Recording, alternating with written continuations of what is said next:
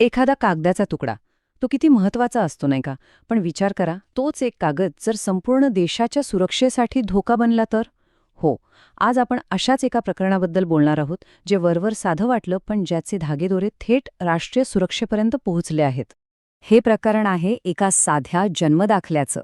पण हा साधा कागद जेव्हा चुकीच्या लोकांच्या हातात जातो, तेव्हा तो चक्क देशाची ओळख पुसून एक नवी, बनावट ओळख तयार करण्याचा हत्यार बनतो.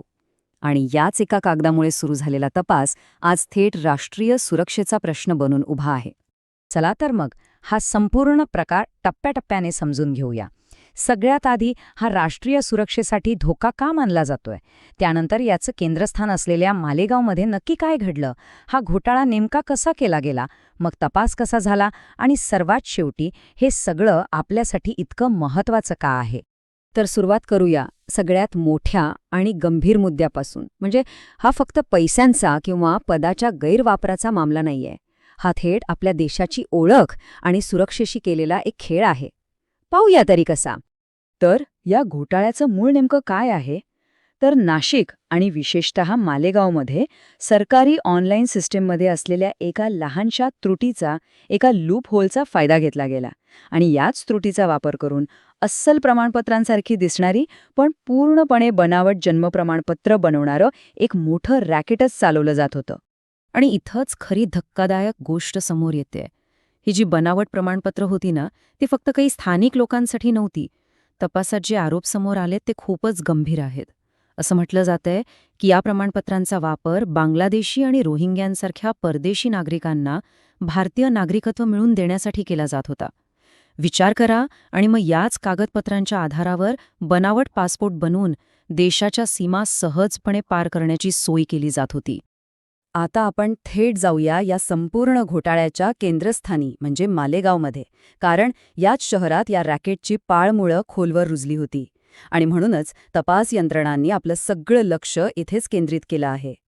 या घोटाळ्याची व्याप्ती किती मोठी आहे हे फक्त एका आकड्यावरून लक्षात येईल. तब्बल 1273हून अधिक इतकी बनावट जन्मप्रमाणपत्र फक्त आणि फक्त मालेगावमध्ये रद्द करावी लागली आहेत.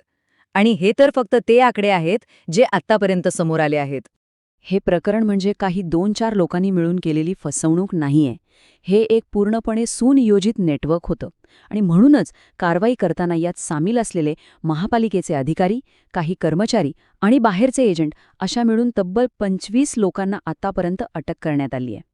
अर्थातच या प्रकरणाचं गांभीर्य इतकं वाढलं की थेट राज्य सरकारला यात हस्तक्षेप करावा लागला.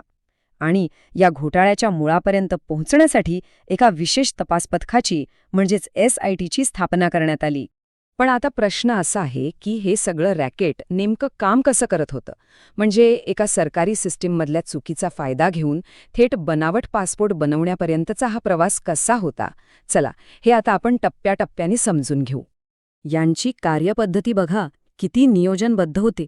सगळ्यात आधी जुनी प्रमाणपत्र जी ऑनलाईन नोंदवली जातात त्या प्रक्रियेतली एक त्रुटी, एक चूक त्यांनी शोधून काढली. त्यानंतर अधिकारी, बाहेरचे एजंट आणि सायबर कॅफेवाले या सगळ्यांनी मिळून एक भ्रष्ट साखळीच तयार केली. मग काय, बनावट कागदपत्र थेट सरकारी सिस्टीममध्येच दाखल केली गेली. आणि शेवटी ह्याच खोट्या प्रमाणपत्राला ओळखीचा मुख्य पुरावा म्हणून वापरून अगदी सहजपणे बनावट पासपोर्ट मिळवले गेले. आणि या संपूर्ण धोकादायक खेळाचा शेवटचा आणि सर्वात गंभीर टप्पा होता बनावट पासपोर्ट मिळवणं. आत्तापर्यंतच्या तपासात तब्बल 40 असे बनावट पासपोर्ट उघडकीस आले आहेत. हे 40 पासपोर्ट म्हणजे देशाच्या सुरक्षेसाठी 40 मोठे धोके आहेत. आता एवढा मोठा आणि इतका गुंतागुंतीचा घोटाळा, याचा तपास करणं हे एका यंत्रणेच्या आवाक्याबाहेरचं होतं. आणि म्हणूनच यावर कारवाई करण्यासाठी राज्य आणि राष्ट्रीय स्तरावरच्या 2 मोठ्या तपास यंत्रणा एकत्र आल्या आहेत. हा तपास एकाच वेळी 2 पातळ्यांवर चालतोय. एका बाजूला राज्याची SIT आहे, जी प्रत्यक्ष गुन्हेगारांना अटक करणं आणि त्यांच्याविरुद्ध पुरावे गोळा करण्याचं काम पाहतीये. तर दुसऱ्या बाजूला राष्ट्रीय स्तरावरची एजन्सी ED म्हणजे अंमलबजावणी संचालनालय. ही एजन्सी या घोटाळ्यातल्या पैशांच्या गैरव्यवहाराचा माग काढत आहे. म्हणजे पैसा कुठून आला, कुठे गेला याचा तपास करतेय. ह्या अशा दुहेरी तपासामुळे काय होतंय तर फक्त गुन्हेगारच पकडले जात नाहीयेत, तर या गुन्ह्यामागे जे आर्थिक लागेबांधे आहेत, जो पैशांचा प्रवाह आहे, तो सुद्धा उघड होतोय. आणि यामुळेच या प्रकरणाच्या अगदी मुळापर्यंत पोहोचणं शक्य होत आहे. पण आता आपण येऊया सगळ्यात महत्त्वाच्या प्रश्नाकडे. या सगळ्या घोटाळ्याचा, या बातम्यांचा आपल्या दैनंदिन आयुष्यावर आणि आपल्या देशावर नेमकं काय परिणाम होतो? कारण ही गोष्ट फक्त काही जणांच्या अटकेपुरती किंवा बातम्यांपुरती मर्यादित नाहीये. याचे परिणाम खूपच दूरगामी आहेत. सगळ्यात मोठं नुकसान म्हणजे आपल्या सरकारी ओळखपत्रांवरचा विश्वासच उडून जातो. खरं नागरिकत्व असलेल्या लोकांना सरकारी योजनांचा लाभ मिळणं कठीण होतं, कारण बनावट ओळख असलेले लोक तो फायदा उचलतात. एवढंच नाही तर या बनावट कागदपत्रांच्या आधारे बेकायदेशीर मालमत्ता व्यवहारही मोठ्या प्रमाणात वाढतात. तर शेवटी एक महत्त्वाचा प्रश्न मागे उरतोच. हा तपास तर सध्या सुरू आहे, पण या एका प्रकरणामुळे आपल्या प्रशासकीय आणि सुरक्षा व्यवस्थेमधल्या आणखी किती त्रुटी, किती कमतरता समोर येणार आहेत, हा विचार करायला लावणारा प्रश्न आहे.